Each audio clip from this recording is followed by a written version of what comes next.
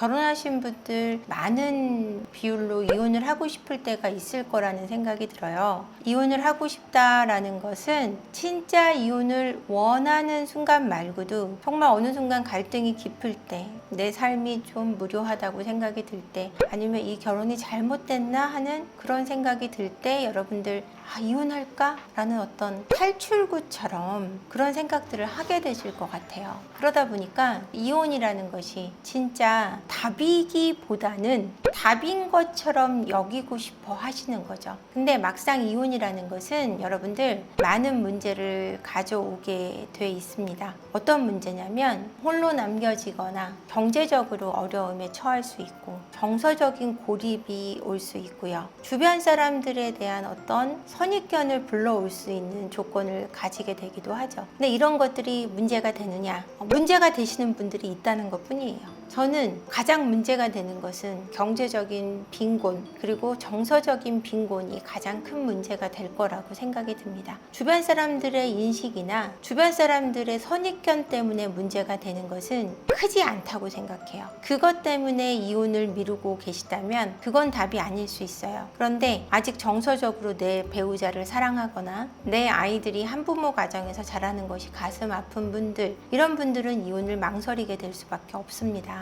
그래서 그런 분들이 저는 가장 안타까운데요.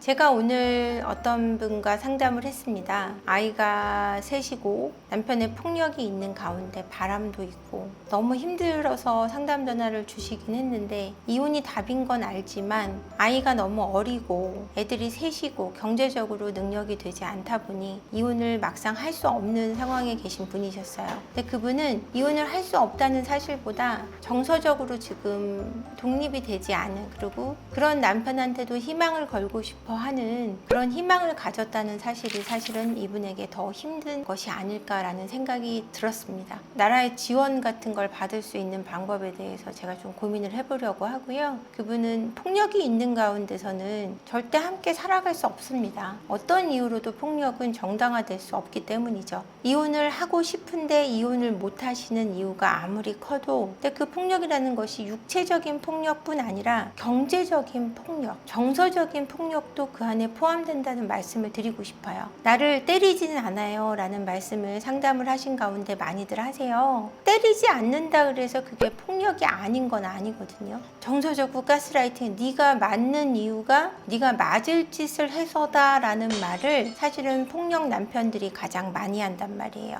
맞을 짓이라는 건 이 세상에 존재하지 않습니다. 어떤 이유로도요. 아이를 키우는 엄마가, 아이를 키우는 아빠가 배우자에게 폭력을 당하는 것이 맞을 이유라는 것이 있을 수가 있겠습니까? 그런 건 없다고 생각하셔야 되고요. 여러분 혹시 그러고 있다면 당장 그 폭력을 멈추시고 스스로 병원으로 뛰어가세요. 그러면 가정을 살릴 수 있습니다. 스스로 치료받고자 하면은 그 폭력성도 잠재울 수 있고요. 스스로 노력하고자 하면 건강한 가정으로 되돌릴 수 있습니다. 여러분들이 그런 희망을 버리지 않고 스스로 고치고자 하는 노력을 반드시 가지시기를 바라요. 이혼이 답일 때, 내가 정말 이거보다는 더 나은 삶을 살 수 있다라는 자신감이 있으실 때, 뭘 해도 이거보다 못하지는 않을 거다라는 확신이 서시면 그건 이혼이 답인 게 맞습니다. 자, 정갤럭시님께서 만 3살 된 아들 하나 키우고 있고 남편이 돈 문제를 자꾸 일으켜서 코인 주식, 이혼을 해야 하나 고민하고 있어요. 날린 돈이 약 2억 정도 되네요. 다시는 안 한다고 해놓고 또 하고 또 하고, 그래서 더 이상 못 참겠어서 이혼하려고 하는데 전업주부라 이혼이 잘 될지도 모르겠고 어디서부터 시작해야 할지 막막해요. 일을 시작하시면서 이혼 신청을 하세요. 저는 전업주부가 일을 안 한다고 생각하진 않아요. 근데 그만큼 대접을 받지 못한다고 생각합니다. 집안일은요, 너무너무 힘들어요. 정말. 저도 집안일을 해봤고 지금도 하고 있지만 해도 끝이 없는 게 집안일이에요. 만 3살 된 아이를 키우면은요, 정신이 하나도 없어요. 또 딸하고 아들하고도 달라요. 그래서 그 많은 걸 하다 보면은 뭘 할 새가 없어요. 그럼 애 어린이집 간 사이에 뭐 하고 있냐고 남편들 그러는데, 애 어린이집 간 다음에도 할 게 너무 많아요. 아기 난지 그리고 만 4년이 될 때까지는 몸이 회복도 잘 안 돼요. 아이 계속 안고 갈고 씻기고 들고 이러고 다니면서 몸이 지친다고요. 자기를 위해 따로 시간을 내고 운동을 하고 좋은 걸 먹고 그럴 수 있는 상황이 아니란 말이에요. 애기 엄마들은. 그러다 보면은 지친다고요. 그래서 지금 힘드신 거 너무너무 잘 알고 있어요. 그렇지만 집안일을 조금 덜 하더라도 경제적으로 도움이 될 수 있는 상황을 지금 만드셔야 돼요. 그렇지 않으면 계속해서 그 굴레에서 빠져나오지 못해요. 계속 그 안을 돌고 있어야 되는 거예요. 너무너무 힘들죠. 이혼은 될 겁니다. 돈 문제를 계속해서 일으키는 경우는 이혼이 될 확률이 더 높아요. 어디서부터 시작해야 되냐면요. 일단 일자리부터 구하는 게 중요해요. 짧게 몇 시간 일하고 돈을 조금 벌어도 괜찮아요.